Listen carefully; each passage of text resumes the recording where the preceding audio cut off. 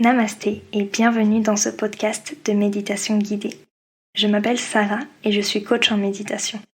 À travers ce podcast, je souhaite te guider à aligner ton énergie et tes émotions à travers la méditation, afin que ton sourire et ton bien-être rayonnent dans ton cœur et autour de toi.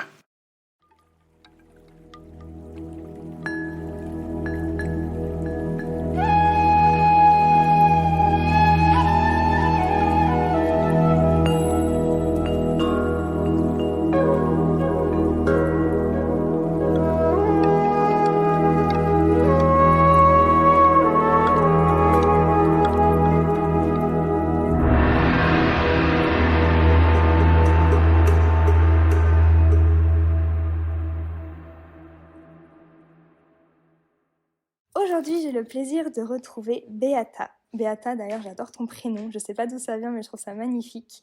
On s'est rencontrés sur les réseaux sociaux, encore une belle rencontre, et j'avais envie de l'interviewer aujourd'hui par rapport à son parcours, par rapport à ce qu'elle propose, tant par l'énergie Kundalini, la méditation, toutes ces belles pratiques et toute cette belle énergie. Comment vas-tu ? Je vais bien. Je suis heureuse de faire ta rencontre en visio. C'est chouette. C'est super chouette. Du coup, qui tu es ? Qu'est-ce que tu fais ? Où tu es ? Présente-toi en quelques mots. Je m'appelle Beata. Je suis actuellement dans le sud de la France. Et en vivant essentiellement en digital, parce qu'en ce moment, voilà, c'est là où tout se passe, je pense qu'on pourrait plus tout à fait dire que je suis prof de yoga parce que j'ai plus vraiment le rôle d'une enseignante avec des cours hebdomadaires. J'accompagne beaucoup plus des groupes et des personnes en individuel à vivre des expériences transformatives à partir des techniques du yoga. Et j'ai pas envie de dire Kundalini parce que ce n'est pas le Kundalini tel qu'il est présenté aujourd'hui avec la tradition de Yogi Bhajan. C'est en fait le yoga intégral tel qu'il nous a été transmis par la tradition védique et qui s'intéresse vraiment à une grande maîtrise de soi et à un affûtement, on va dire qu'on aiguise notre instrument de vie pour arriver à un état de conscience beaucoup plus subtil et donc vivre une expérience de vie beaucoup plus riche, abondante, alignée. Du coup, je travaille essentiellement là-dessus. Et en ce moment, j'ai pris une tangente où au niveau de mon travail, j'accompagne essentiellement les gens à aller embrasser ce qu'on appellerait l'ombre, à aller faire un grand travail sur tout ce qui est sublimation du shadow work, particulièrement en ce moment, du coup, avec la colère. Ouh là là, la colère. Ouais. Il y a beaucoup de choses à travailler dessus. Par rapport à toi, ton parcours, quand est-ce que la méditation est venue dans ta vie ? Alors écoute, c'est joli parce que en même temps que tu me poses la question, ça me touche d'en parler. Moi, j'ai grandi dans une famille où on avait une pratique spirituelle. Et tu vas voir, ça va être intéressant parce que franchement, ça me ferait super plaisir, Sarah, qu'on joue à définir les termes. Ok. Tu vois, je vais répondre à ta question, mais si tu veux, plus tard, ça pourrait être joli qu'on se dise c'est quoi méditer ? C'est quoi la spiritualité ? Totalement, est-ce que l'un implique forcément l'autre ? Donc là, tu as vu, je parle de pratique spirituelle parce que je pense que je fais le distinguo avec ce qu'on pourrait imaginer être la méditation, qui est une pratique vraiment où tu t'installes sur un coussin, tu te poses et tu viens faire un peu de la pleine présence, de la contemplation de tes pensées qui montent et tu essaies de créer le calme. Donc ça, pour moi, ça serait ce qu'on pourrait définir par la méditation. Et c'est pas du tout ce que je fais depuis que je suis jeune. Et c'est pas ce que faisait ma famille. Dans le sens où la pratique à laquelle moi j'ai été exposée depuis très jeune, c'est une pratique spirituelle qui consiste à simplement t'abandonner à l'énergie de vie. Et c'est une pratique qui a émergé en Indonésie dans les années 30 par un homme qui a eu une expérience d'ascension spirituelle qui a duré 1000 jours et qui en est revenu avec des enseignements un peu comme le Reiki a été transmis. Tu vois, le Reiki, c'est l'énergie. Je sais que tu pratiques le Reiki. Ouais. C'est l'énergie qui se transmet par un canal qu'on ouvre. Ouais. Tu vois la différence avec la méditation, il n'y a pas on n'ouvre pas un canal. Et une fois que le canal est ouvert, quand tu rentres dans un certain état, tu sens l'énergie qui se meut d'une certaine façon. Mmh. Et quand je fais cette pratique-là, c'est ça qui se passe. Donc, après à peu près 15-20 minutes où tu te mets dans un état de calme et d'abandon à la vie, d'un seul coup, cette énergie, qui est ton âme, en fait, se met à prendre toute la place et du coup, tu te sens mu de l'intérieur vers l'extérieur. C'est ton cœur qui se met à être densifié. Tu sens comme un magma d'énergie de vie qui vibre en toi et ça peut donner forme à plein d'expressions différentes. Des fois, ça va être du chant spontané, des fois, ça va juste être les larmes de grâce qui coulent. Et en fait, petit à petit, quand tu pratiques ça, ça te familiarise avec cet état de grâce intérieur, avec en fait ta vibration intérieure. Et la pratique a vraiment un début précis et une fin précise. Et c'est tout. Et dans le sens où c'est juste à force de toi vivre ça souvent, ça va te permettre aussi, un peu comme ta boussole intérieure, de retrouver au quotidien attends, là je suis désaxée, je suis pas dans mon centre, je vais essayer de retrouver le centre. Donc cette pratique-là, qui s'appelle le Latihan Kejiwan, qui veut dire exercice de l'âme en indonésien, je le pratique depuis que j'ai 17 ans. Wow. Donc j'ai maintenant 29 ans, ça fait 12 ans, 12-13 ans, je vais bientôt avoir 30. Et en fait, c'est incroyable pour moi de parler de ça parce que je pense que je dois même avoir fait le jour rouge. Pour moi, ça a toujours été très secret. Dans le sens où c'était suffisamment étrange, tu vois, tu étais une jeune fille de 17 ans, tes amis, ils commencent à aller en boîte, c'est les soirées où tout le monde se cuite la tronche, et toi, tu passes des week-ends où, en fait, ce qu'on fait aujourd'hui, des retraites, moi je les faisais à 17 ans, où j'étais avec des quinquagénaires, des octogénaires, et on était tous à faire notre petite méditation.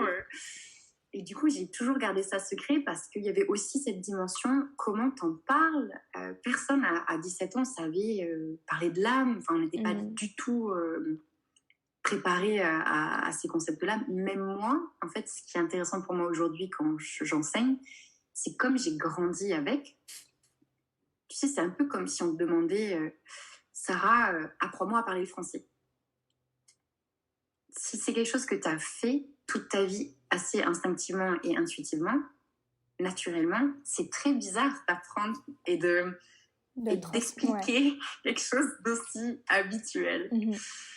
Ça serait un peu expliquer ta digestion, tu vois. Du coup, ouais, non, totalement. Super, ça reste aussi super intime, en fait. Donc, c'est difficile d'expliquer quelque chose d'intime. Ouais. Exactement. Et donc, moi, je considère que je médite depuis mes 17 ans, voire même avant, parce que je pense que je suis quelqu'un avec une immense foi et j'ai des flashs de moi toute petite. J'allais, vers mes 14-15 ans, il y avait une chapelle derrière chez moi et j'allais toute seule dans la chapelle regarder juste la lumière par les vitraux, aux sensations de grâce dans l'espace. Et du coup, c'est hyper troublant pour moi de voir ce qui se passe aujourd'hui avec tout le monde qui se met à méditer de façon publique. Et c'est drôle parce que quand j'ai commencé à enseigner le yoga, j'étais extrêmement pudique avec la méditation et j'ai pas du tout commencé par enseigner ça. Et j'avais une pratique beaucoup plus basée sur les mantras, sur le pranayama qui t'amène dans un état de contemplation. Donc en fait, le fait d'enseigner, c'est très récent. Ça fait 1 an que j'enseigne. Et du coup, je n'enseigne pas du tout ma pratique d'Indonésie, mais je pense que c'est pas mal d'avoir une pratique à toi qui n'est pas tout à fait la même que celle que tu enseignes. Je ne sais pas comment toi tu le vis, parce que je sais que tu enseignes essentiellement de la méditation. Je suis d'accord avec toi. C'est important d'avoir ta pratique et qu'elle reste en fait intime en fait à toi. Je trouve que la définition de la méditation, c'est vraiment ce côté moment avec toi-même, mais ce côté, cette relation intime que tu peux avoir avec ton âme, avec ton esprit, avec ton corps, quelque chose que tu crées en fait avec toi-même, cet ancrage aussi que tu as, cet ancrage sacré. Donc il faut que ça reste assez intime. Donc oui, il y a les réseaux sociaux et c'est vrai que des fois c'est compliqué de faire la part des choses et il faut en montrer un peu, mais en même temps, il faut que ça reste aussi intime, il faut que ça reste personnel, parce que la méditation, c'est unique à chaque personne. Enfin, en tout cas, pour moi, chaque personne a sa pratique. Donc, ouais, c'est assez compliqué de balancer entre qu'est-ce que je peux montrer, qu'est-ce que je garde pour moi. Est-ce que je vais me sentir... est-ce que je vais avoir l'impression que quelqu'un rentre dans ma bulle d'amour, de protection si j'en montre trop? Donc ouais, c'est assez... je vois ce que tu veux dire et c'est bien d'avoir tes rituels à toi qui sont propres avec voilà, tes besoins, avec tes ressentis et utiliser peut-être des morceaux d'essence pour du coup enseigner, mais pas toute ta pratique personnelle. En tout cas, c'est mon avis. Et comment toi tu définirais, Sarah, le distinguo entre spiritualité et méditation, si tu le fais? C'est une bonne question. C'est une bonne question. Je me suis toujours dit que tu n'étais pas obligé d'être spirituel pour méditer et tu n'étais pas obligé d'être comment? Tu n'étais pas obligé de méditer pour être spirituel. Voilà, c'est ça. La méditation, ça peut être quelque chose de très terre à terre, comme la sophrologie, comme des exercices de respiration pour calmer le stress, pour vraiment calmer le corps physique. Après, la spiritualité, je pense qu'on est tous spirituels. T'as des personnes qui sont plus ou moins sensibles ou prêtes aussi à accueillir en fait cette spiritualité en elles.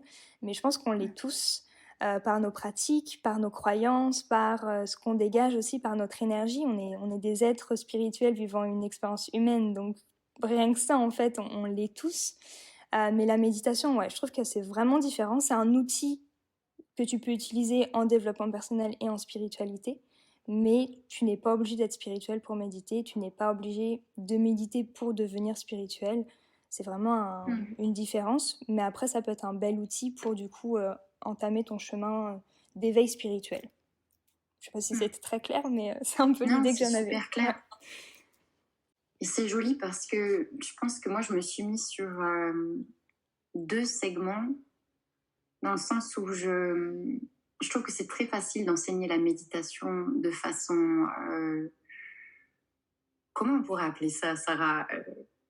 L'entrée cartésienne, presque physiologique. Ouais, c'est peut-être ça. La méditation physiologique. C'est facile de faire ça. Et donc, je pense que tu as vu, donc on a créé avec des amis la page Le Temple où on fait des méditations. Et au début, on guidait essentiellement des pratiques. Tu vois, c'était presque, bon, on compte ensemble, quoi, les gars. Et moi, petit à petit, je sentais la dissidence en moi. Je disais, non, je peux pas. Je peux pas rester dans ce truc super terre à terre. Et de plus en plus, je tiens l'espace de façon à montrer des pépites de conscience, des pépites de grâce. Et je pense que c'est un tournant que je vais faire de façon globale dans ma vie, c'est ne plus rester que dans l'entrée, qui pourrait presque être livresque, documentée, pour aller vers quelque chose de plus en plus subtil et qui fait place à ce mystère qui, je pense, pourra jamais vraiment être défini.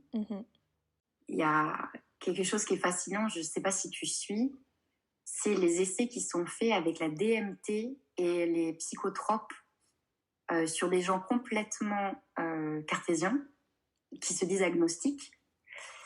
Donc on leur fait prendre des substances et c'est fait dans les plus grandes universités des États-Unis. Je crois que là c'est à Johns Hopkins. C'est des trucs de dingue. Hein. Ouais. Et ce qui est génial, c'est que les gens reviennent de ces expériences avec des expériences spirituelles, voire des fois ils parlent même d'extraterrestres, ça va extrêmement loin, qui amènerait un peu à penser que nous sommes en définitive des êtres qui allons vers ça et que c'est presque comme si notre cerveau créait des fois des obstacles peut-être survivalistes, peut-être un peu comme des œillères pour nous permettre de fonctionner de la façon la plus pragmatique. Ouais. Et que si tu décloisonnes ça avec des substances, bah, apparemment on va tous, mais inévitablement, à ce chemin spirituel. Waouh. C'est fou quand même. C'est complètement fou. Et je t'enverrai, si tu veux, le podcast. Ouais, je veux bien. Ça. Ouais. Parce qu'il disait aussi qu'ils avaient fait des recherches à travers l'histoire. Tu sais, un peu comme on s'interroge quand des symboles apparaissent dans l'archéologie de façon synchrone. Par exemple, sur le continent latino-américain et sur le continent africain, tu te dis vraiment, mais comment ça a coïncidé, c'est perturbant. Et il y a un symbole que tu connais par cœur, c'est l'arbre de vie en yoga, qui apparaît en Scandinavie sous la forme de Yggdrasil. Tu connais le mot Yggdrasil ? Oui. Donc, c'est l'arbre de vie Ouais. scandinave qui a la singularité de l'arbre de vie scandinave, c'est qu'il y a vraiment un nœud au niveau des racines super complexe, qui est un peu plus géométrique. Par rapport, alors je ne sais pas si je vais l'écorcher, mais je crois qu'on dit Chihuahuaco, Ok. qui serait l'arbre péruvien, l'arbre de vie péruvien. Et donc tu dis, en Pérou et dans la culture viking, de façon synchrone apparaissent les deux arbres. Et tu dis, mais comment ça a communiqué? Comment, ouais. C'est perturbant, quoi. C'est très perturbant.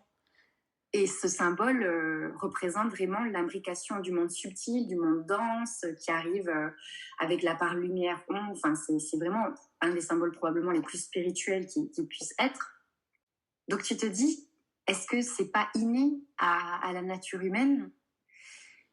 Et je pense que du coup, moi, dans mon métier, c'est à ça que j'aimerais amener les gens qui en ont envie. Du coup, tout le monde n'en a pas envie. Tout le monde n'est pas prêt, je pense. Alors, dans mon expérience, en tout cas, il m'a fallu le décès de mon papa pour m'intéresser à tout ça. Et je pense que certaines personnes ont besoin d'un gros choc, un gros bouleversement, un gros changement dans leur vie pour se dire, en fait, il y a plus que ça. Il y a plus que ça dans la vie. Et c'est dommage d'arriver à un gros changement comme ça, un bouleversement pour te rendre compte de la magie du monde. Mais je pense que... Mais on parlait, Sarah, juste avant d'enregistrer, on parlait du contexte du Covid actuel. Ça, c'est un choc qui fait que les gens se disent qu'il y a plus que, en anglais, what meets the eye. Je ne sais pas le traduire en français, what meets the eye, ce qui est visible à l'œil nu. Ouais, c'est ça veut, oui, je te comprends totalement. Mais en gros, il y a pas forcément besoin d'arriver à un drame intime ou à une grande perte, mais quelque chose qui bouleverse ton spectre de compréhension du monde est suffisant. Totalement. Et du coup, c'est quand même incroyable ce qui se passe en ce moment. Il y a eu un moment donné où c'était perturbant de voir que des gens guidaient des méditations sur Instagram. Je pense que le moment où pour moi c'était le plus flagrant, c'était à la période de décembre. Donc novembre-décembre, j'ai trouvé qu'il y avait vraiment beaucoup de méditations en ligne et les gens se rassemblaient par milliers. Et je pense que si tu disais ça à quelqu'un en 2008, tu lui disais il va y avoir cette période où tout le monde va être devant son téléphone en train de méditer en même temps. Mais les gens, ils n'auraient jamais cru, quoi. Non, ça c'est sûr. C'est rigolo, hein. Ouais. Mais regarde toutes les belles choses qui se passent aussi. Tu vois, il y a un drame mondial parce qu'au final, il y a quand même pas mal de choses négatives qui en sont ressorties. Mais en même temps, regarde toutes les belles choses, toutes les personnes qui ont entrepris quelque chose en ligne ou enfin un nouveau travail, qui ont changé de vie, qui ont changé de... C'est beau aussi, tu vois, il y a comme un nouveau cycle qui se crée et c'est perturbant, mais en même temps, c'est riche en enseignements. Je pense qu'on a tous appris sur nous pendant cette période et on continue encore maintenant. Et sur les autres aussi, sur nos relations, sur ce qu'on veut vraiment aussi. Je pense qu'il y a cette notion de... En fait, j'ai plus trop envie de perdre de temps à faire ce que j'aime pas parce qu'en fait, on sait pas ce qui peut se passer demain. C'est trop incertain. Donc, en fait, je vais kiffer ma vie et voilà, quoi. Exactement. Mais, exactement. Ouais. C'est super intéressant en tout cas de voir l'évolution du monde, des humains, enfin des êtres humains, des êtres vivants dans sa globalité. Je trouve que c'est beau et si on peut guider et donner un petit peu de bien-être et d'énergie à tout ça, c'est cool. Oui. Je pense qu'on en a tous besoin. Je peux pas dire. Est-ce que je peux partager quelque chose Tu peux tout partager. J'allais faire des mauvaises blagues et raconter les trucs de ma vie. Non, mais... alors, mon père a mis entre mes mains un livre des plus étranges qui s'appelle Les Lettres du Christ, qui est il n'y a pas d'auteur, c'est un livre anonyme parce que la personne qui a canalisé, comment on appelle ça? C'est une écriture canale, c'est-à-dire que la personne a écrit dans un état de conscience second, en étant juste médium pour apparemment ce qui était le Christ qui se manifestait. Donc, je vais arrêter de mettre des guillemets, des suppositions. Maintenant, je vais en parler vraiment, juste d'écrire le bouquin, quoi. Et vous croyez ce que vous voulez, quoi. Mais donc, le Christ apparaît à ce guide en 2000, en l'an 2000, pour corriger son message et dire que son message a été déformé par l'Église et qu'il est grand temps que les êtres humains réentendent ce qui était intended, ce qui était...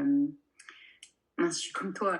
Ce qui était voulu à la base. Ouais.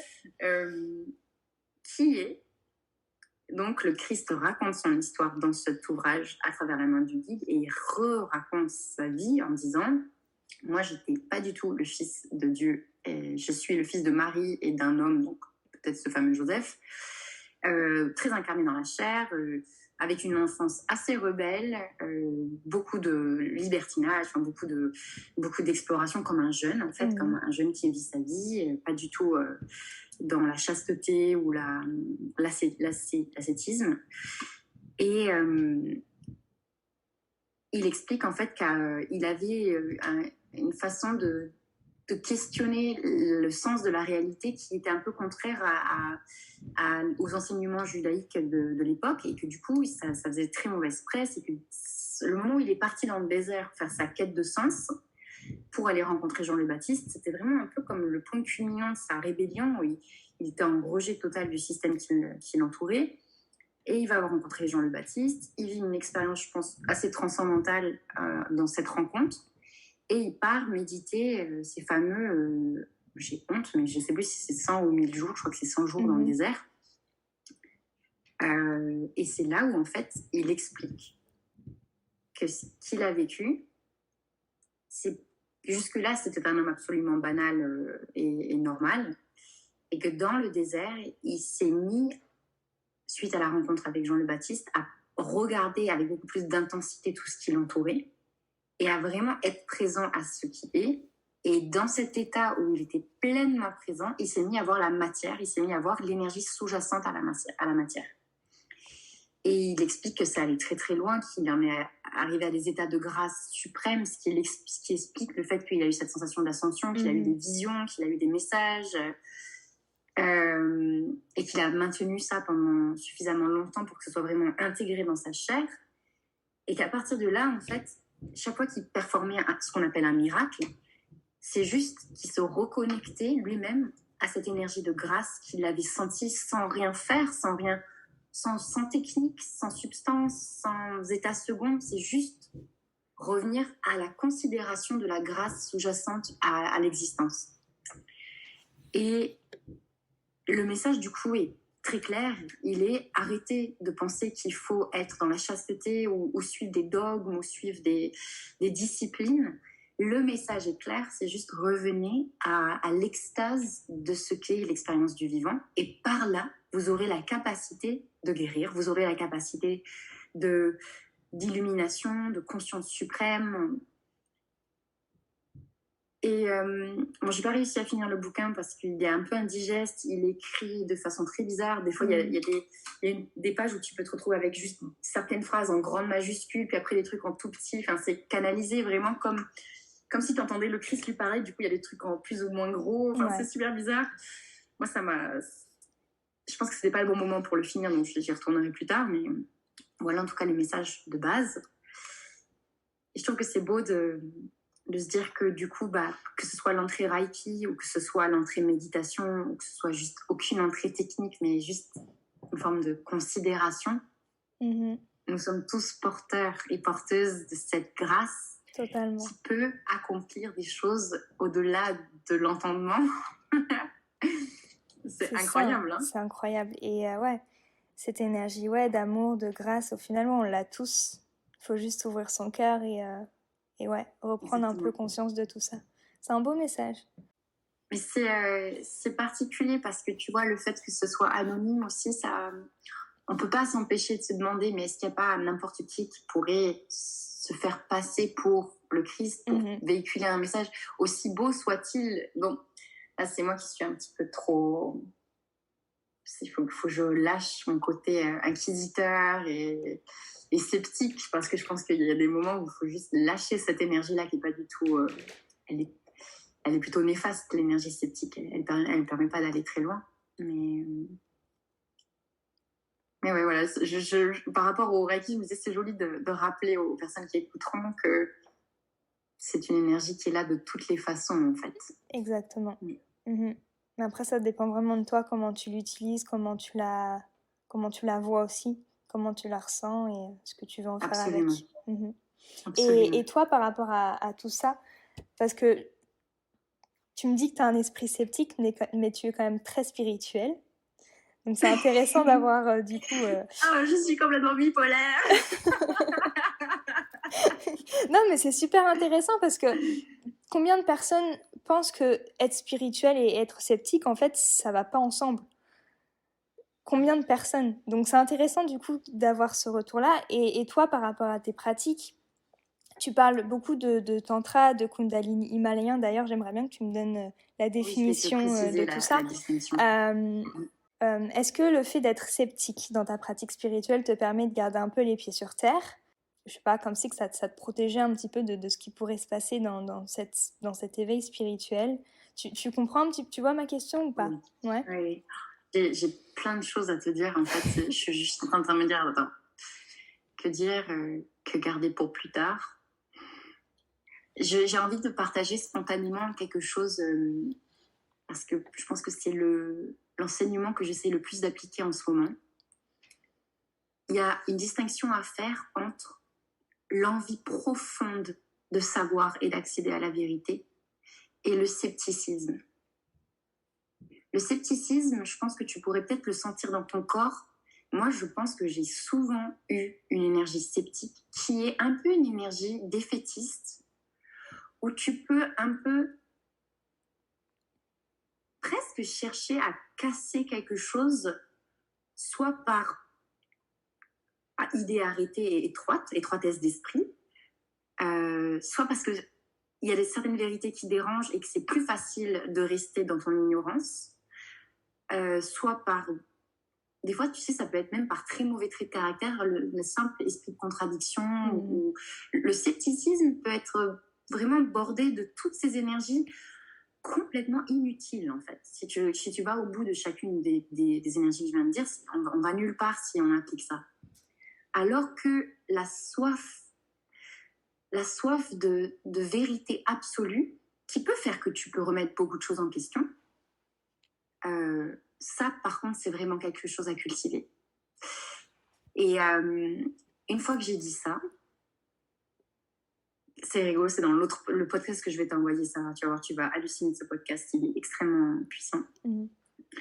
Il dit un truc, il revient sur les expériences de DMT et il dit, donc je vais dire le nom de l'auteur parce que, bon, je ne sais pas si c'est quelqu'un qui a forcément bonne presse en France, je pense qu'il n'est peut-être pas très bien connu, mais c'est Jordan B. Peterson. Je ne sais pas si tu le connais. Il faut que je vois une photo de lui. C'est un psychologue, un psychiatre clinicien, un psychologue clinicien extrêmement réputé. Il a une tête très bien faite. Il a été impliqué en politique. Il a été impliqué il a conseillé des présidents. Enfin, il a vraiment une présence assez intrigante dans plein de sujets. C'est un homme du monde, quoi. Et pourtant très branché développement personnel, spiritualité, etc. Et dans sa critique des expériences qui ont été faites sur la DMT, il dit qu'il est complètement contre le fait qu'on aille faire cette ouverture d'esprit à tout bout de champ. Il dit que ça peut être extrêmement grave en fonction du degré de psychose. Donc il dit openness can be a drama if you're psychotic. L'ouverture peut être dramatique si tu as des psychoses. Le truc qui est intéressant, c'est qu'en général, quand tu as des psychoses, tu ne le sais pas. C'est vrai. Tu vois ce que je veux dire? Il faut un certain niveau de lucidité pour dire oui, j'ai des problèmes de pervers narcissique. C'est vrai. Très peu de gens qui peuvent dire ça. Donc, il dit en revanche, la phrase qui, moi, m'a mis sur les fesses, j'étais vraiment, j'adore. Il dit, il y a une raison pour laquelle l'ouverture d'esprit et la créativité fluctuent. Si l'être humain avait une raison d'être toujours ouvert, ça serait le cas. Par exemple, tu sais, il y a aujourd'hui tous ces séminaires pour booster ta créativité, tous ces séminaires pour booster ta capacité à entreprendre, etc. Et après avoir écouté ce podcast, j'étais là, oh la vache, mais c'est incroyable. On est peut-être en train d'ouvrir cette fameuse boîte de Pandore qui il dit être très dangereuse si tout le monde et n'importe qui s'ouvre à plein de choses. Il y a des terreaux sur lesquels il ne faudrait pas permettre cette ouverture absolue parce que ça pourrait juste faire exploser des grosses névroses. Et une fois qu'il a dit ça, il dit ça n'empêche la pertinence d'aller explorer cette spiritualité sous-jacente à ces états de conscience modifiés, etc. C'est important qu'on commence à comprendre cet univers-là. Mais pourquoi je dis ça, c'est que si, par exemple, dans les personnes qui écoutent, il y a des gens qui se considèrent sceptiques, il faut aller se demander, peut-être que j'ai une bonne raison d'être sceptique. Peut-être qu'il y a quelque chose dans la réaction de mon corps à cette réfraction à l'ouverture qui est nécessaire pour ma survie. Et je te dis ça parce que, tu vas trop rire, je voulais pas être prof de Kundalini, je voulais pas toucher au chamanisme. Et tu m'aurais rencontré il y a 5 ans, j'étais le genre de nana qui disait tout ça, c'est n'importe quoi. Les gens sont complètement tarés, ils touchent à n'importe quoi. Je veux jamais mettre le petit doigt là-dedans, c'est vraiment c'est des foutaises, quoi. À la rigueur, j'avais un immense respect pour le chamanisme indigène, tu vois, les pratiques cultivées dans les cultures ancestrales, parce que j'ai beaucoup travaillé dans l'humanitaire. Et pour moi, du coup, tout ce qui était un peu une appropriation culturelle faite par les Occidentaux, je disais, va des rétros. Et me voilà aujourd'hui avec mon tambour chamanique juste derrière moi, à utiliser les plantes médicinales et à m'interroger sur les états de conscience modifiés qu'on peut atteindre par les mantras, etc. Mais ce qui est intéressant, c'est que, comme par hasard, mon ouverture à tout cela se fait après que j'ai soigné ma dépression. Et je pense que c'est sublime que j'ai été sceptique tout ce temps. Parce que je me serais probablement flinguée si j'avais atteint des états de conscience modifiés dans ma période la plus sombre. Et c'est pour ça que je répète cette phrase de Jordan B. Peterson. Il y a une raison pour laquelle la créativité et l'ouverture d'esprit fluctuent. Si tu es dans une phase où tu es profondément sceptique, c'est peut-être que, justement, ça peut être, tu peux l'utiliser comme un miroir pour te dire, j'ai peut-être des grosses névroses et des grosses psychoses qui sont en train de se jouer là. Ouais. Il faut que j'aille prendre soin de moi. Tu te protèges. Il faut que j'aille travailler sur moi. Plutôt que d'aller chercher cette quête spirituelle qui va t'ouvrir à des pans de conscience qui peuvent changer comment tu vois le monde, changer comment tu interagis avec le monde. Donc, je ne sais pas si j'ai répondu à ta question avec c'est ça. Non, c'est une très belle réponse et ça me fait réfléchir énormément. C'est incroyable. Hein. C'est assez incroyable. J'avais jamais vu ça comme ça, mais effectivement. De toute façon, tout ce que tu ressens, il y a une raison. Absolument. Tout ce que tu ressens, donc je pense que c'est aussi beaucoup pour te protéger et pour poser des filtres en fait sur certaines choses où tu n'es pas forcément prête à aller. Donc, il faut s'écouter. Et c'est intéressant aussi ce que tu dis, c'est que dans notre monde actuel, quand tu commences à t'ouvrir à tout ça, en fait, tu n'as plus envie de t'arrêter. Quand tu es dans le développement personnel, quand tu es dans la spiritualité, dans tout ça, il y a tellement de choses qu'en fait, tu t'arrêtes jamais. Et c'est comme si ton cerveau il surchauffait et tu t'autorisais même pas à faire une pause, à te dire en fait là je vais juste profiter de ce que je sais déjà, de cette ouverture et je vais me laisser comme ça dans cette bulle et je me laisse un petit peu aller avec le flow. Et on est toujours à la recherche de plus de cette ouverture. On a toujours envie d'être plus spirituel, d'être plus bienveillant, d'être toujours dans le plus. Alors que des fois, il suffit peut-être de se remettre sur soi, de se reconnecter un petit peu à ce qu'on ressent et à juste apprécier en fait l'ouverture qu'on a déjà au lieu d'aller chercher encore et encore, quoi. Donc, ouais. Et on est cyclique aussi, donc je pense que ça joue énormément. Je suis vachement en train de m'intéresser à la chimie du cerveau et des émotions. Et Et je pense qu'il est temps qu'on réalise qu'en tant que société occidentale, on est complètement shooté à la dopamine, qui nous fait avoir ce comportement. Il y a un terme qui est l'habituation hédoniste, qui veut dire que lorsque tu as un état qui te procure du plaisir, en général, tu vas essayer de le reproduire plusieurs fois. Puis si ça te procure du plaisir, tu vas chercher à le répéter. Ça, c'est très lié à l'activation de ton cerveau limbique et reptilien. Donc, c'est intéressant parce que c'est très loin de ton troisième œil. Et donc, c'est là où s'active beaucoup la dopamine, où est sécrétée la dopamine. Et l'habituation hédoniste fait que tu vas vite t'habituer. Ton système, en fait, c'est comme si tu as l'ascension vers ce plaisir et puis tu t'y stabilises. Et comme tu as été habitué à avoir cette sensation d'ascension, tu vas tout de suite, lorsque tu atteins ce plateau de plaisir, chercher à revivre l'ascension. Et l'habituation hédoniste veut dire que c'est inhérent à notre nature de s'habituer à un plaisir, ce qui fait qu'on va aller chercher de nouveau le phénomène de découverte. Et il me semble que c'est Saint Augustin, qui disait que la plus grande sagesse serait de cultiver, d'apprécier les choses que l'on a déjà, et que tout réside. C'est comme si la clé du bonheur éternel est d'apprendre à apprécier ce que tu as déjà. Cette appréciation magistrale. Et donc moi, quand je vois ce qui se passe aujourd'hui, parce que autour de moi, je vais pas vous cacher, moi j'ai presque peur parce que je me dis mais c'est fou. Avant il fallait une génération pour être has-been. Maintenant t'es prof de méditation un lundi, tes élèves peuvent être profs de méditation le vendredi et guider les méditations. Et toi tu peux être has-been pour peu que t'aies pas fait les 5 formations disponibles au même moment en ligne. Parce qu'en ce moment en plus tu peux te former avec Tony Robbins, tu peux te former avec Dan Brûlé, tu peux te former avec des chamans. Attends, mais Sarah, j'ai halluciné. J'ouvre ma boîte mail l'autre jour. Webinaire gratuit pour devenir passeur d'âme. Inscrivez-vous.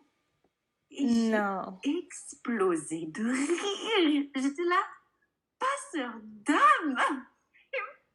Webinaire gratuit. Webinaire et passeur d'âme. Ça va pas ensemble. Ça va pas ensemble. No. But it's really happening. This is real. Donc, si ça vient dans ma boîte mail, c'est qu'il y a une demande et qu'il y a des gens qui vont le faire. C'est ça qui est fou. C'est ça qui est fou. Donc, et encore une fois, c'est vraiment ce que tu en fais. Et comme on dit avec le Reiki, c'est vraiment... Toutes les infos, elles sont là dans notre société actuelle. Tu as accès à l'information à tout temps, gratuitement. Donc, en fait, c'est vraiment toi, comment tu vas la transmettre et comment tu as envie de l'utiliser. Mais c'est tellement... et j'ai horreur de dire ça parce que ça devrait pas, mais c'est tellement tendance, toutes ces pratiques spirituelles, qu'en fait, les gens ont envie d'aller, ont envie d'apprendre. Après, c'est bien, ils veulent apprendre, donc il y a une ouverture d'esprit quand même qui se fait. Absolument. Mais en même temps, je pense qu'il y en a beaucoup qui l'utilisent pas bien et qui webinaire gratuit pour passeur d'âme, mais en fait, ça va pas. Ça va pas ensemble, tu vois. Mais c'est pour ça que, tu vois, à l'ouverture de notre entretien, je me disais, j'ai cruellement envie de définir les termes. Tu vois, j'ai envie de rappeler, attends, mais c'est quoi la spiritualité ? Qu'est-ce que c'est ? Est-ce que tirer les cartes, c'est de la spiritualité ? C'est quoi, toi, du coup, ta définition de la spiritualité ? Ben, j'ai peur d'être prétentieuse et has-been. Vas-y, je te dirai après la mienne. Vas-y. Oh là là. Pour moi, la spiritualité, c'est ta capacité à devenir tellement épuré que tu deviens un réceptacle de la grâce.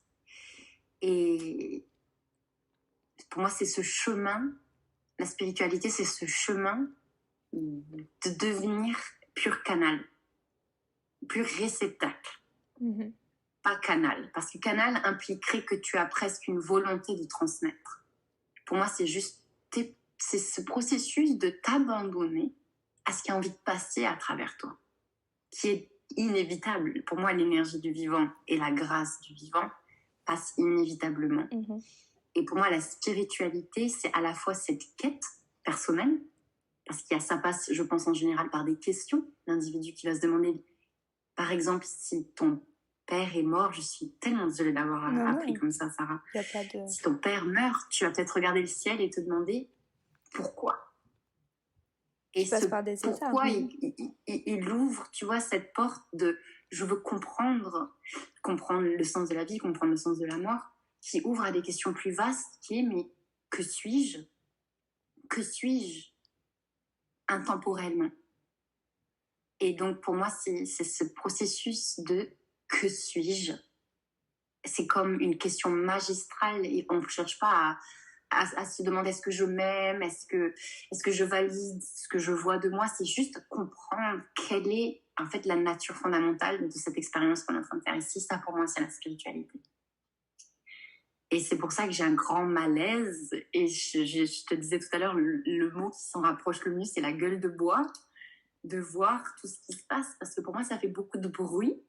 Il y a beaucoup de bruit, tu vois, les oracles à la FNAC, oh là là, le rayon bouquin spirituel, même dans une gare, tu vas au point relais à la gare.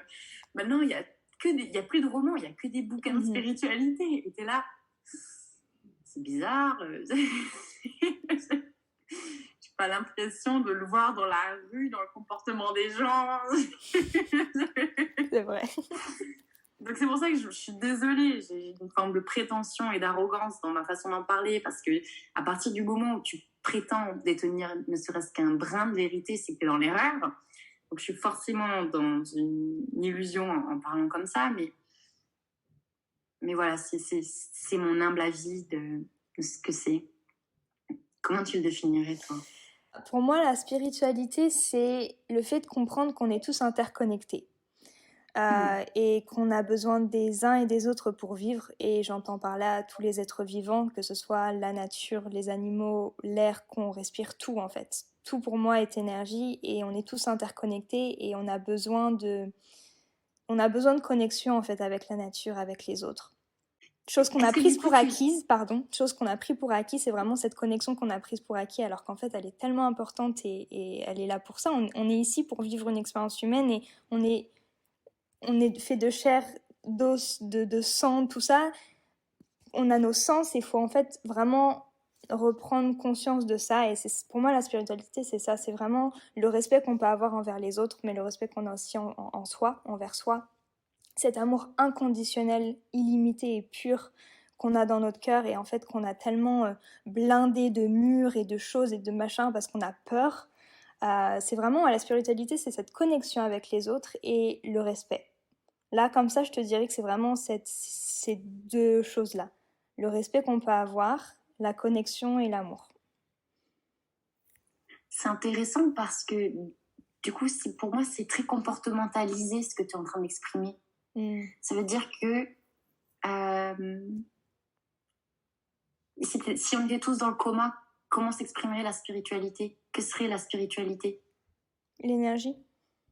L'énergie qui est, même si tu es dans le coma, l'énergie, elle est là, elle circule, elle est illimitée, elle voyage. Donc pour moi, c'est vraiment... cette part de grâce que tu parlais tout à l'heure, en fait, ça fait vachement écho. C'est cette énergie de grâce qu'on a en nous, que j'ai l'impression qu'on a vraiment mis dans des boîtes et des boîtes et des boîtes. Tu sais, comme les petites poupées russes. Les poupées russes. Voilà, c'est ça. Ouais. Mais en fait, c'est ça la spiritualité. C'est...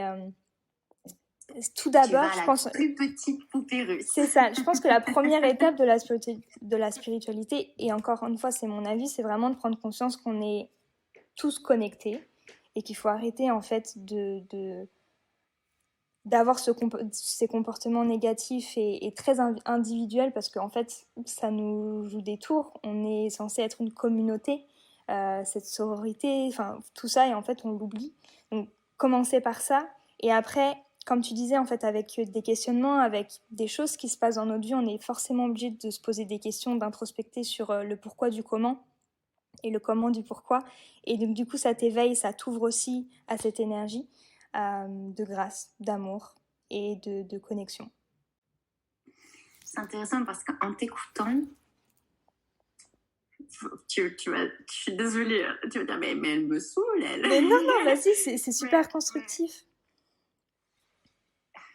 À quel point est-ce que ton discours est teinté de ta culture judéo-chrétienne? Dans le sens où, dans tout ce que tu as dit, il y a une notion de bien et de mal. Non, j'ai jamais fait attention à ça, effectivement. Ouais. Et en fait, c'est là où moi, le yoga m'a percuté en pleine tronche, parce que moi aussi, j'en viens à la culture judéo-chrétienne. Je suis allée à la messe. Et tu sais que je suis même pas baptisée. Pour moi, je suis athée. Hein, pour moi, je suis athée. Voilà. C'est engrainé dans notre culture. Bien sûr. Le simple fait que tout le monde entende parler des péchés capitaux. Par exemple, on dit ces péchés, on sait tous ce que c'est qu'un péché. Ça, mais c'est taré. Ça, c'est un héritage judéo-chrétien. Et c'est un dogme dans le sens où c'est un principe régulateur de la société qui vient nous prendre en plus dans l'espace le plus intime qui soit, qui est notre relation au vivant, à la vie, comme tu dis, et ça vient nous teinter de principes bien et mal.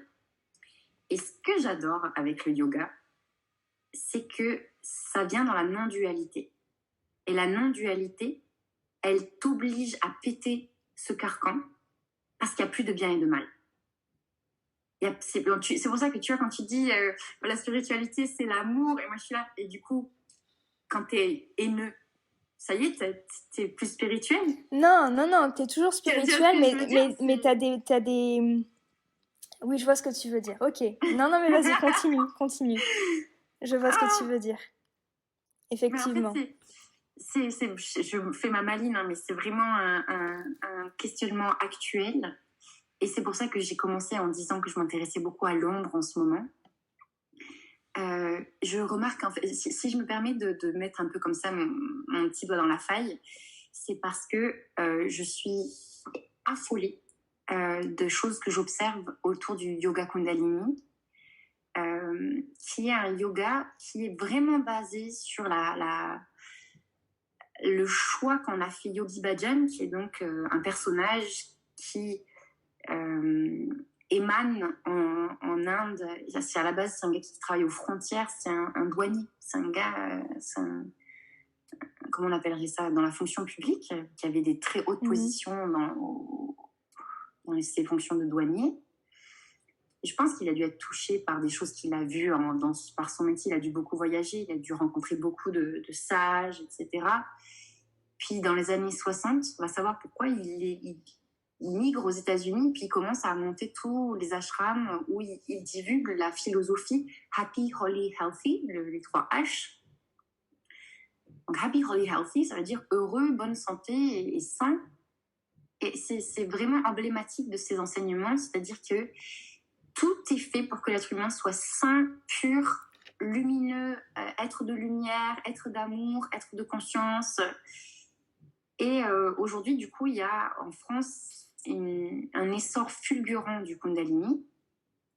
Et moi, en fait, ce qui est intéressant, c'est que je ne peux pas m'empêcher de voir que j'ai des élèves qui viennent me voir en totale détresse psychologique et qui pourtant ont fait toutes les pratiques. Ça va faire 1 an qu'ils font du Kundalini tous les jours et qui viennent me voir avec des gros pétages de câbles. Mais j'ai assisté à des gros pétages de câbles, des trucs graves, du genre la personne vrille, il faut s'en occuper, c'est important. Pourquoi j'observe ça? Je ne peux pas m'empêcher d'observer que matraquer à quelqu'un que la seule essence qui devrait exister de l'être humain, c'est Happy, Holy, Healthy, c'est forcément l'autoroute de la psychose, parce que nous ne sommes pas Happy, Holy, Healthy. Non, encore une fois, on est cyclique, et peut-être que je me suis mal exprimée, mais en fait, toutes ces parts d'ombre qu'on peut avoir, le fait de cette colère, le fait des fois d'être haineux, le fait d'être frustré aussi, enfin, toutes ces émotions désagréables qu'on diabolise vachement et qui devraient même pas être diabolisées parce c'est des messages et elles sont importantes, mais toutes ces parts d'ombre, elles font aussi de nous des êtres humains, on est bien d'accord, et ça fait partie de notre ego, ça fait partie de notre fonctionnement, de qui on est en fait, et on a besoin de ces parts d'ombre pour apprécier aussi nos parts de lumière. Et on pourrait pas avoir on pourrait pas avoir ces parts de lumière si on n'avait pas de part d'ombre. Les deux sont ensemble. Right? Et c'est ouais, et c'est là où en fait l'enseignement du yoga, et je parle vraiment du yoga le plus ancestral possible, la Bhagavad Gita par exemple, les Védas, les Upanishads, etc. Il t'amène juste à ce principe: what is the most sacred thing. Ce qui est la chose la plus sacrée.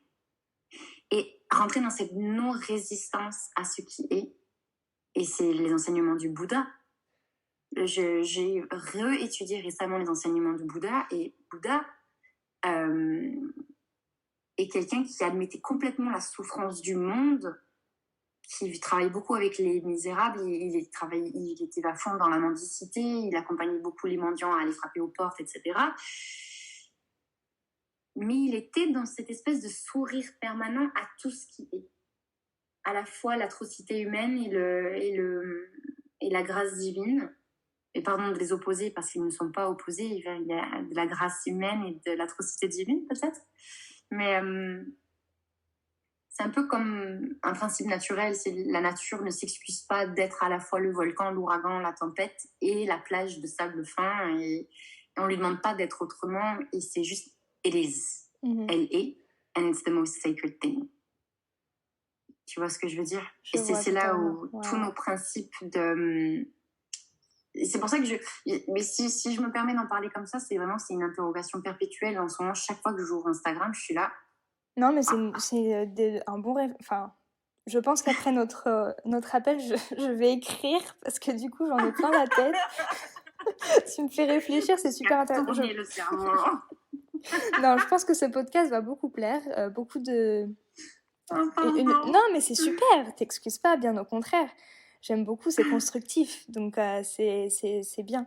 C'est super intéressant. Et tu parlais de Kundalini, est-ce que si tu écris, tu me diras. Parce que pour moi, c'est vraiment... it's happening right now. Il faut qu'on déchiffre. Et je pense qu'on a une responsabilité, tous et toutes, dans où on veut aller. On décide maintenant où on veut aller. Et là, j'ai un peu peur parce que je vois qu'on est quand même en train de reproduire des choses qui n'ont pas trop marché par le passé. Désolée, mais le dogmatisme, ça a amené à des inquisitions, ça a amené à... Enfin, faut faire gaffe, quoi, où on va. Mais bon, pardon. Non, mais on pourrait débattre sur tout ça pendant des heures. Ça, c'est sûr. Ouais. Toi, tu m'as vraiment donné matière à réfléchir. Je pense que je vais me poser et organiser un petit peu tout ça. Je vais réécouter le podcast pour le monter et je pense que ouais, j'aurai peut-être même d'autres questions pour toi quand on pourra s'appeler discuter. Et du coup, tu parlais de Kundalini. Est-ce que tu peux nous dire ta définition du Kundalini himalayen? Alors, le simple fait que je dise Kundalini himalayen, c'est nul dans le sens où je devrais juste dire je fais du yoga. Le souci, c'est qu'aujourd'hui, les gens ont besoin d'appellation. Donc, moi, je travaille avec l'énergie primordiale, qui est l'énergie Shakti, je vais faire un tout petit peu de jargon yoga pour les personnes qui ne sont pas trop familières.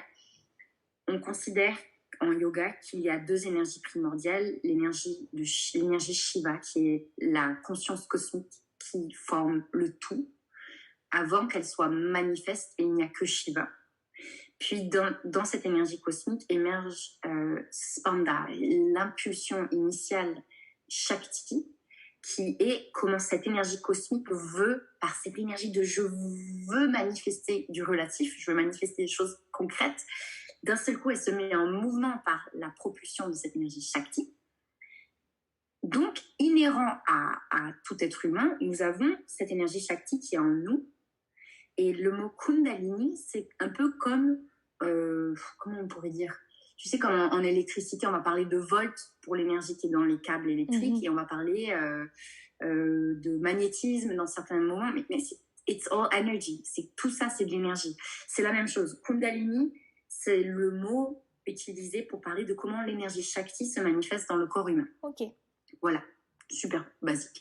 Pour les gens qui se demandent, prana, c'est cette énergie dans des phénomènes qui nous entourent, le vivant, les plantes, mais au final, Shakti et prana.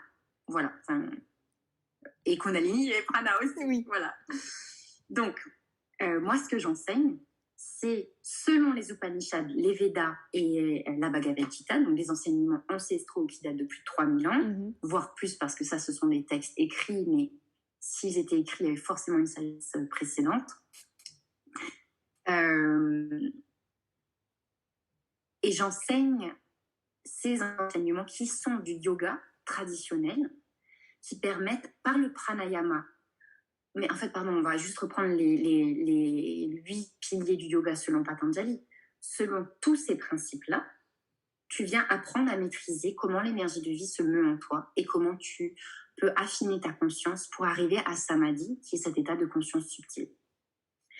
Sauf que si je disais que je fais tout ça, personne n'écouterait parce qu'ils auraient déjà abandonné à la minute 1 de mon discours.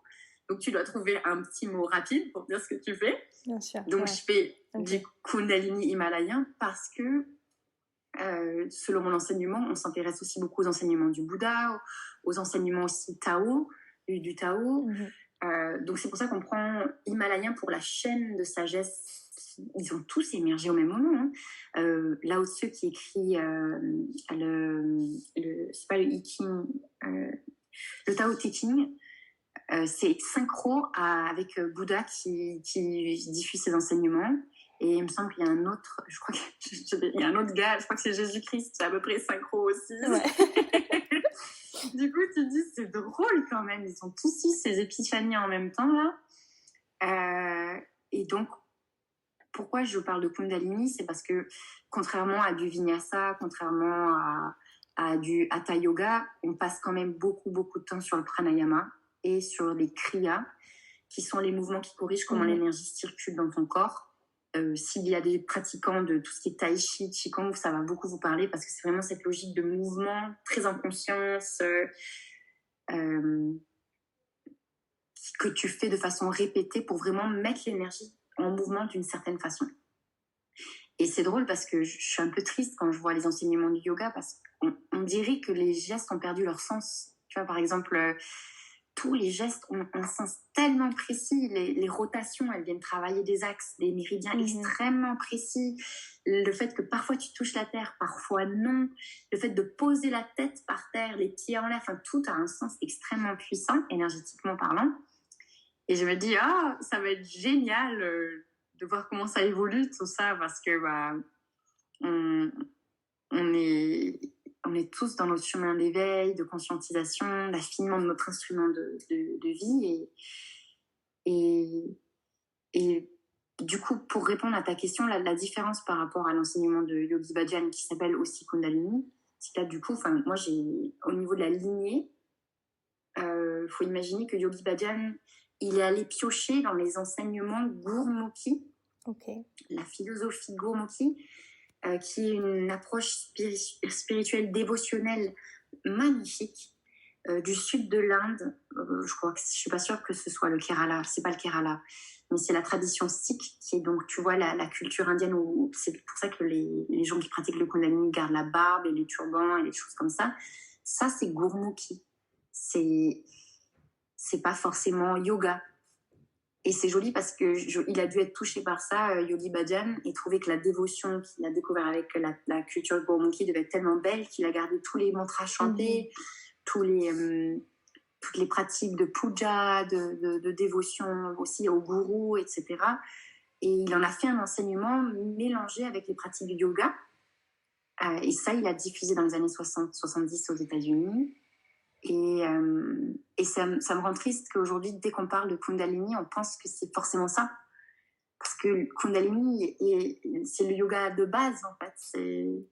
Ça me fait trop rire. Et aujourd'hui, il y a des élèves qui me disent, Beata, quels sont les ouvrages que tu recommandes pour le Kundalini? Et moi, je suis là, aïe.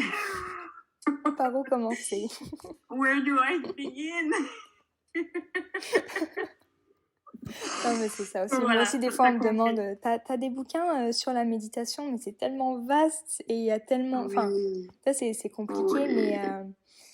Écoute, tu vois, moi, j'étais une des personnes qui pensait que le Kundalini, c'était c'était ce que, enfin voilà. Donc j'ai appris beaucoup de choses sur le Kundalini, sur ce que c'était par rapport à l'énergie, par rapport aux pratiques de yoga. Ok, c'est super intéressant. Et le tantra du coup? Alors le tantra, il faut remettre encore une fois, pardon pour les références historiennes, etc. Non mais c'est bien, c'est bien. Ouais, c'est bien. Les tantras sont des textes. C'est ça qui me fait trop triper quand les gens ils m'écrivent en disant Béata, j'ai des problèmes de sexualité, tu me recommandes le tantra. Et moi je suis alors oui, bah vas-y, va te taper les textes ancestraux si tu veux. Je suis pas sûre que ça t'aide trop dans ta chambre, mais pardon, c'est de la mauvaise ironie tout ça. T'as vu mon côté sceptique un peu de... Oui. Mais du coup, les tantras sont, en fait, on devrait les considérer comme les textes fondamentaux du yoga. Ils sont même, c'est là où j'ai un peu honte, ils précèdent les Upanishads, la Bhagavad Gita. Je ne sais pas s'ils précèdent les Védas, mais c'est un ensemble de textes. Et il me semble que c'est assez concomitant aux Védas.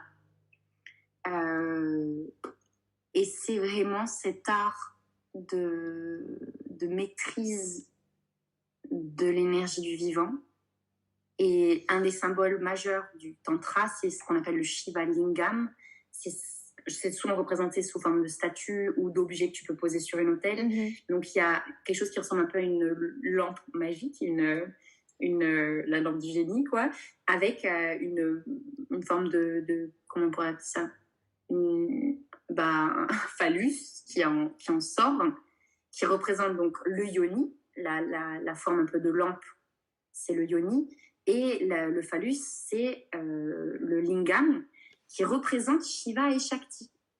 Ok. Qui représente le spanda, la première impulsion qui émerge de la conscience cosmique. Donc c'est pour te dire à quel point c'est corrélé tout ça. Ouais, tu vois, totalement. Et ils étaient fascinés par la manifestation de cette conscience dans l'énergie. Et alors c'est là où il va falloir que je me fasse vraiment l'étude des textes que j'ai pas encore creusé. Là il y a vraiment du travail. Je pense qu'il y a une vie en fait si tu veux vraiment les lire, les comprendre. En plus c'est des textes qui ont été interprétés aujourd'hui, donc c'est hyper compliqué.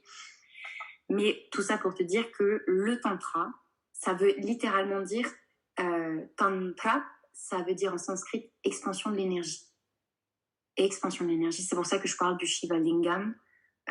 Il s'agit d'apprendre en tant que réceptacle d'énergie du vivant à maîtriser dans ton réceptacle et dans ta compréhension du vivant comment l'énergie est en expansion. Elle est forcément en expansion.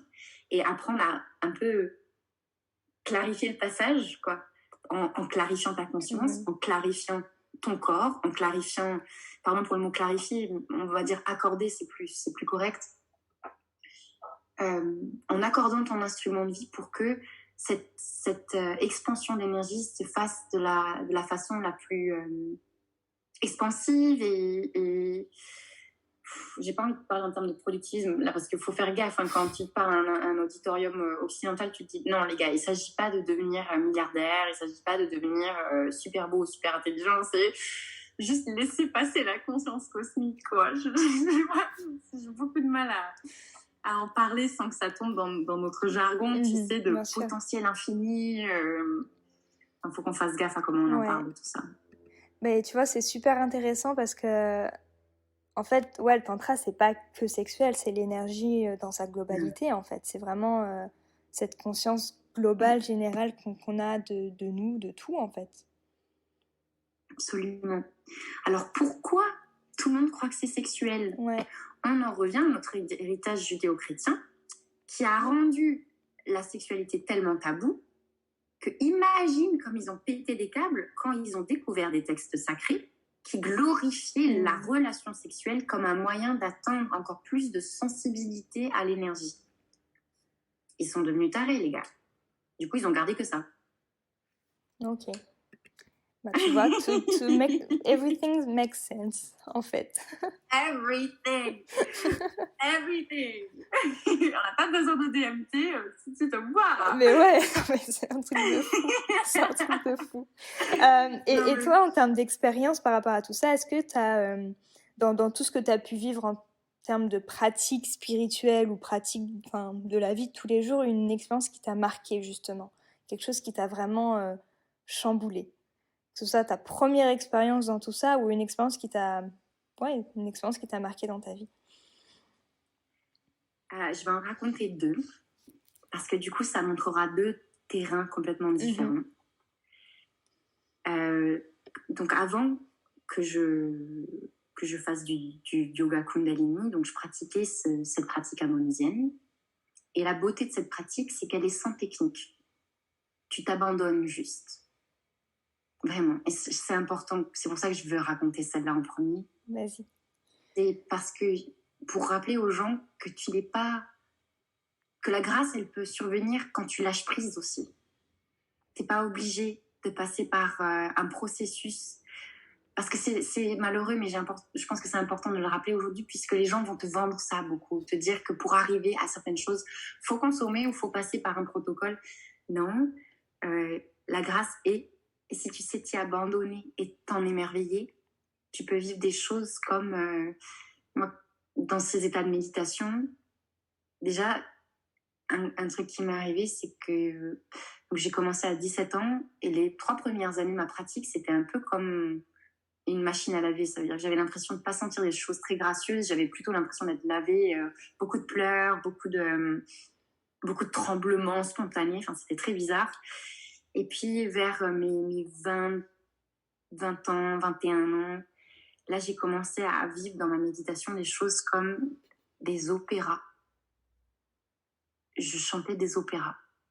Et des fois, j'étais là, je ne sais pas combien de temps ça fait que je maintiens cette note.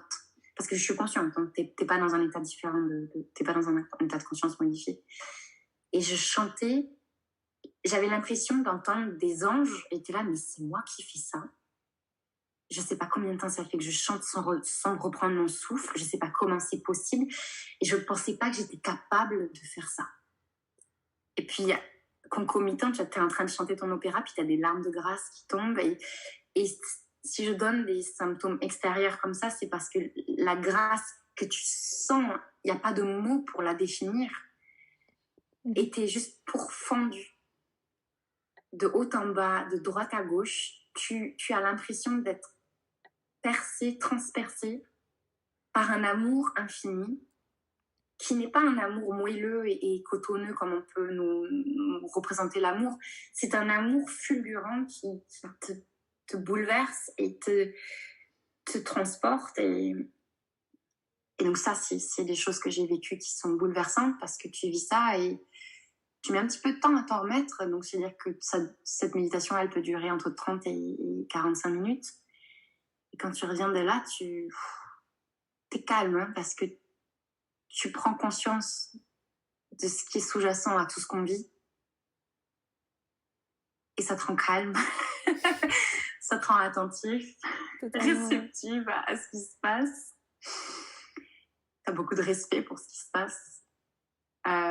Donc ça, c'est une première expérience.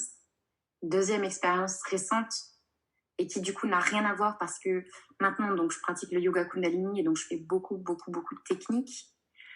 Des techniques respiratoires qui font que mon cerveau est en train... Franchement, ce matin, je faisais encore des techniques où j'avais l'impression d'avoir de l'acide sulfurique dans mon cerveau tellement ça crée des connexions tellement intenses que ça brûle. J'ai le cerveau qui brûle quand je fais des techniques. C'est un truc de dingue. Et c'est au point où tu te dis, mais est-ce que c'est ça? Est-ce que je vais y passer? Et en fait, le fait de faire ces techniques-là, donc beaucoup de respiration, beaucoup d'activation du troisième œil, travail sur les chakras, etc., j'en suis à un stade où je dors plus trop. Je pense que personnellement, j'ai atteint un déséquilibre parce que comme je suis beaucoup sur les ordinateurs, beaucoup sur les réseaux sociaux, et qu'avec le confinement, je peux plus rééquilibrer avec beaucoup de temps dehors à faire d'autres activités, je suis complètement, je pense, overdosée en dopamine ou en certaines hormones, ce qui fait que je dors plus. Mais aussi, je vis des expériences transcendantales la nuit, ce qu'on appellerait des sorties de corps. Et j'ai vécu récemment plusieurs fois la sensation d'être énergie et d'orchestrer l'énergie à des niveaux où c'est plus mon corps en fait, c'est ma conscience qui meut l'énergie. La nuit, surtout, je me retrouve dans mon lit avoir une sensation de léviter et je suis consciente que je suis dans mon lit en train de léviter. J'ai une sensation d'avoir des aimants dans mes mains, des aimants qui sortent de mon cœur et c'est fulgurant comme sensation.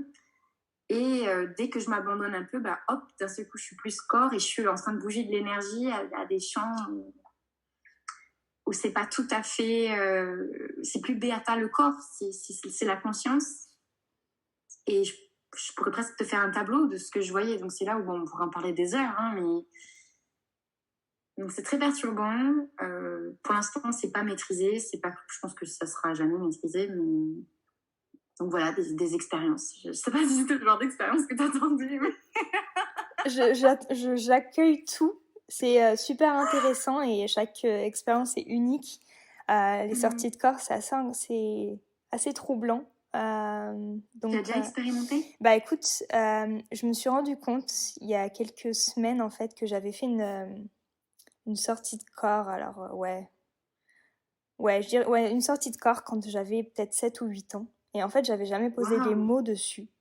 Et j'en parlais à une copine qui est du coup un peu dans le même cheminement que moi et même un petit peu plus. Et je lui dis, mais tu sais, quand j'étais plus petite, il s'est passé ça. Elle me dit, c'est une sortie de corps ce que t'as fait. Et je lui dis, mais comment je fais pour y revenir en fait? Elle me dit, ça, tu sais, quand t'es petite, ton conscient, il est encore très libre, entre guillemets. Quand tu deviens adulte, tu te mets quand même pas mal de barrières et ton intellect, il prend aussi le dessus sur pas mal de choses. Et du coup, depuis que j'ai remis des mots dessus, j'essaie. C'est pas essayer, mais j'essaie de m'abandonner justement, à revenir à cet état que j'ai eu petite. Et j'ai du mal. Je pense que mon intellect, il a mais c'est exactement ça. Ouais. Quand moi, je fais mes expériences la nuit, j'ai remarqué que tout dépend de est-ce que j'ai peur ou pas. Donc, là, c'était au mois de janvier. J'étais sur le dos dans mon lit, puis je me rendais compte que j'avais les bras de part et d'autre de mon visage, un peu comme un portail. Déjà, c'est une position hyper bizarre pour dormir. Qu'est-ce que tu fous? Pourquoi t'es comme ça? Et je me rendais compte que si je faisais confiance, il y avait comme un halo d'énergie qui sortait de mon corps et qui allait, mais extrêmement loin. Genre, géographiquement, on n'est plus en France, quoi. C'est genre... Et dès que j'essayais de me dire what, ça va où, d'un seul coup ça revenait. Ça se recroqueville, ouais. Comme une anémone, tu sais. Exactement. D'un seul coup, instantanément.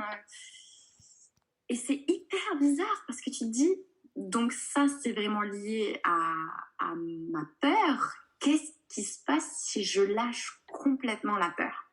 Et c'est là où je pense que c'est intéressant qu'ils fassent ces expériences en labo sur les psychotropes et ce que ça peut permettre.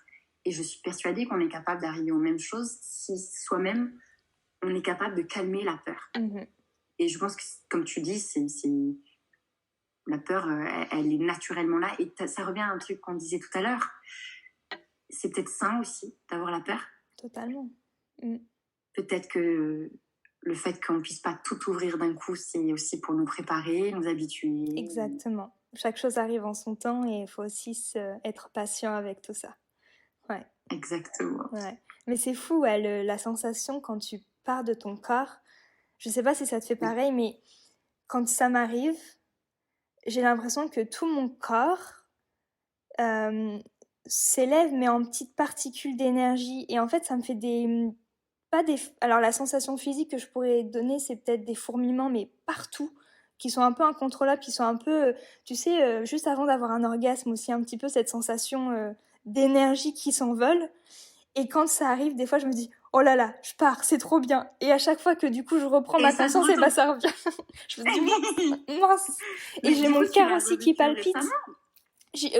Pas autant que quand j'étais petite, pas aussi loin. Mais ça revient de temps en temps. Quand je lâche prise, en fait, c'est plus ça. Quand j'arrive à lâcher prise, ça revient. Mais quand je lâche prise, je me dis, oh, yes, j'y arrive et puis ça redescend, tu vois. Donc, je C'est recommence. exactement ça. C'est fou. Alors, c'est drôle, ça me fait marrer que tu parles d'orgasme parce que je te cache pas que moi, chaque fois que quelqu'un décrit un orgasme, je suis là. Mais mes orgasmes n'ont rien à voir. Je comprends pas. Moi, je vois pas des couleurs. Moi, j'ai pas les sensations de chaud-froid que certaines personnes décrivent. Et du coup, je suis là, bon, on va admettre que tout le monde a des sensations différentes. Euh, et à partir de là, au niveau de l'énergie, quand tu fais une sortie de corps, moi, j'ai pas du tout de sensation dans... La seule sensation que j'ai dans mon corps physique, c'est cette sensation qu'il y a de l'énergie qui sort par mes pieds, mon cœur et mes mains. De temps en temps, troisième œil. En Inde, quand j'étais en plein dans ma formation, énormément par le troisième œil. Aujourd'hui, c'est essentiellement le cœur, les mains et les pieds. Mais c'est pas une sensation que je pourrais décrire avec des mots comme des choses qu'on sent ici.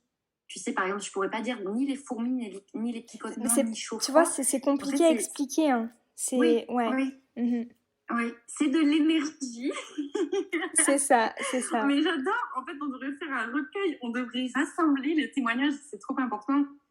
C'est trop génial. Totalement. J'adore. Ouais. Je pensais pas qu'on allait arriver ici. Tu vois, quand on se laisse porter par le flow. Et quand tu fais une sortie de corps, est-ce que Alors, tu disais que physiquement... Et encore une fois, c'est vraiment que des ressentis et ça se passe pas vraiment comme ça, mais pour expliquer que ce soit explicable, est-ce que ton cœur, t'as l'impression qu'il est en train de lâcher, qu'il est en apesanteur et que...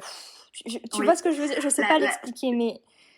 La sensation que j'ai à chaque fois, par contre ça c'est à chaque fois, c'est l'énergie qui me transperce, surtout par le cœur, est tellement fulgurante que je comprends pas comment je suis en train de pas mourir. Ouais, ok, bon, voilà. Ouais, c'est ça. Voilà. Tu te demandes vraiment, moi à chaque fois je suis un peu, bon bah c'était cool, merci, au revoir, tu sais, c'est l'impression de faire tes prières et de te dire, bon bah ok, on y va, on meurt, ah non on meurt pas, bon d'accord. C'est ça, et c'est peut-être cette peur aussi, tu vois, qu'à chaque fois qu'il te ramène, parce que quand t'as l'impression que ton cœur est bat plus et qu'il s'en va, bah cette peur, c'est peut-être le fait d'être sceptique te permet de revenir et de te dire en fait non ça va, je suis en sécurité, tu vois, c'est peut-être ça aussi qui joue. De l'importance du scepticisme, ça devrait être le titre de ce podcast. Je pense que je vais écrire ça comme titre de podcast. Non mais c'est super intéressant d'avoir tout ça, ça permet de poser des mots sur pas mal de choses, c'est super cool. Ah j'adore. Mais ça me fout des frissons qu'on parle de tout ça. Je te cache pas que les gens qui vont me connaître et qui vont écouter, ils vont halluciner parce que moi, j'en parle pas. Hein. C'est vrai. Mais non. Un podcast à cœur ouvert.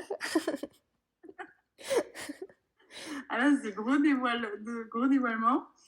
Mais je suis contente d'en parler parce que je pense que, tu vois, le simple fait que toi et moi, tu vois, on puisse se valider l'une et l'autre. Ah, tu sens ça? Mais oui, enfin... Ça se trouve, mais tout le monde vit ça, mais on n'en parle pas. Enfin, je sais pas. Mais c'est sûrement ça. Hein. Bah, et t'imagines aussi quand que t'es dans une famille ou que t'es entouré de personnes qui sont pas du tout dans cette recherche en fait de soi. Imagine t'expliques une sortie de corps à quelqu'un mais qui croit pas du tout. C'est compliqué. Je pense que c'est compliqué. Donc du coup, on se sent un peu seul en fait. Tout ça. Dire aussi de nommer sortie de corps. Attends, c'est super puissant. Moi, ça m'a mis du temps. Hein. C'est à force d'être extrêmement pudique et de dire je dors pas. Et les gens me disent mais pourquoi tu dors pas? Tu fais quoi la nuit? Je dis Et du coup, petit à petit, tu commences à dire et ils sont là, ah mais c'est une sortie de corps. Je dis ok, je savais pas. Du coup, on peut en parler. Allez, vas-y, c'est bon, c'est ça. Voilà. Donc nommer des choses, ça fait du bien. Ça permet aussi d'aller se renseigner. Mais après, moi, ce qui me fait rire, c'est que beaucoup de gens parlent de sortie de corps comme cette fameuse sensation différente du corps. Et je trouve que ce qui est le plus intéressant dans la sortie de corps, c'est justement, tu es en train de quitter le corps. Donc, laisse ça, arrête de te conscientiser là et conscientise ce qui n'est plus le corps. Et ce que j'ai commencé à comprendre, c'est qu'on peut mettre notre conscience dans des centres de gravité différents. Ça m'est arrivé au mois de novembre, j'ai eu à plusieurs reprises des sensations, pas du tout la nuit, où à des moments flash, ma conscience était dans des points extrêmement précis et extrêmement bizarres. Par exemple, un ami jouait de la guitare, on était loin, genre je devais être peut-être à 3 mètres, et d'un seul coup, ma conscience, donc toute ma sensation physique était dans sa guitare. C'était extrêmement bizarre. Et j'avais rien fait, j'étais pas en pranayama ni rien. Et à peu près au même moment, donc ça devait être dans les jours qui ont suivi, j'ai eu une sensation flash d'être la galaxie. Genre ça fait genre tout. Et donc pour te dire une sensation flash d'être la galaxie, déjà j'ai envie de dire comment ça être la galaxie? Comment est-ce que tu peux même dire ça? Comment est-ce que tu sais ce que c'est qu'être la galaxie? Enfin tu dis n'importe quoi, mais c'était ça. C'est en la fait, sensation. Il n'y a pas d'autre façon de décrire, c'était juste un instant flash, j'ai été la galaxie.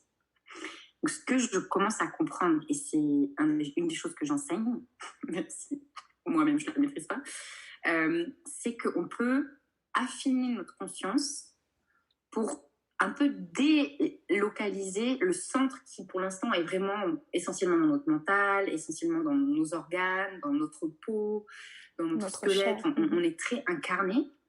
Et te rendre compte qu'en fait, tu peux, ne serait-ce que prendre un peu de hauteur par rapport à toi, et ne plus avoir cette densité dans le corps, et que d'un seul coup, en fait, tu peux conscientiser des choses beaucoup plus vastes.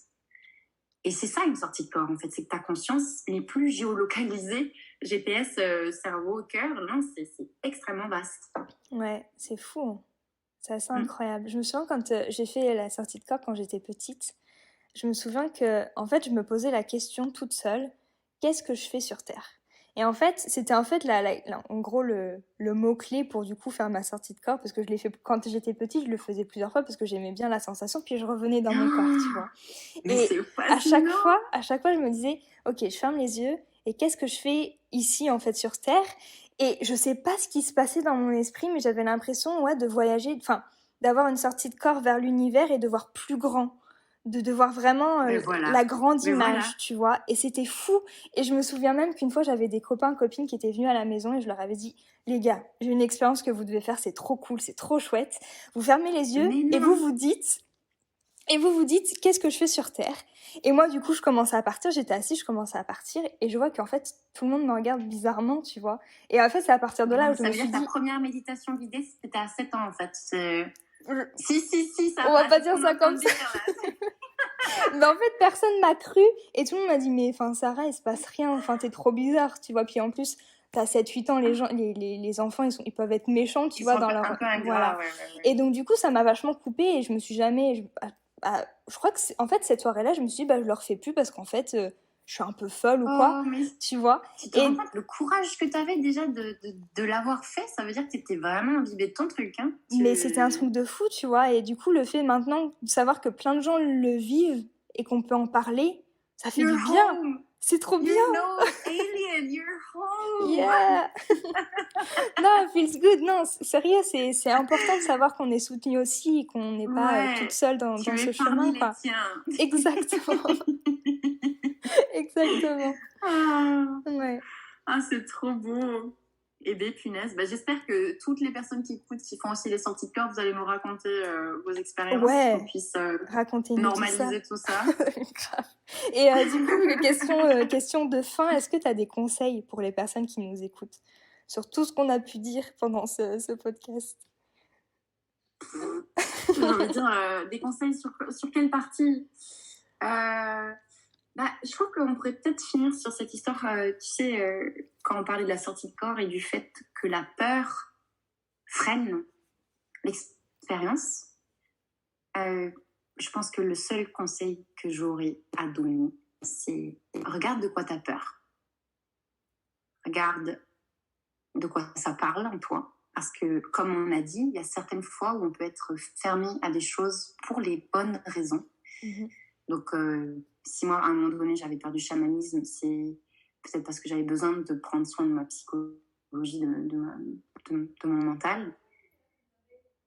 Donc, regarde de quoi parlent tes peurs pour aller t'en occuper. Parce que la peur, en fait, c'est un message qui te dit tu as des besoins spécifiques, il y a des choses à faire. Et essaie d'affiner de plus en plus ton état en regardant de quoi parlent tes peurs. pour lâcher la peur à un moment donné. Pour avancer avec elle. Ouais. Et avancer pour t'ouvrir à des expériences de toi. Parce que tout ce qu'on dit depuis tout à l'heure avec Sarah, c'est des expériences de nous. On n'est pas en train de faire des expériences extérieures. Tout est déjà là. Et fais confiance que petit à petit, en écoutant ta peur et regardant de quoi elle parle, fais confiance que tu as les ressources. Si elle est là, si elle te montre des choses, tu as les ressources pour s'en occuper. Fais le taf et petit à petit, fais une expérience augmentée de toi. Voilà. Et kiffe à fond. Ouais. Kiffe. Ouais. Merci d'avoir écouté le podcast jusqu'à la fin. Je suis ravie de partager ces moments avec vous toutes les semaines et de pouvoir vous inspirer à travers les personnes que j'interviewe. Merci à vous pour votre écoute, votre soutien quotidien. Je vous dis à la semaine prochaine pour un tout nouvel épisode. N'hésitez pas à partager. Je vous dis à la semaine prochaine. Je vous fais plein de gros bisous.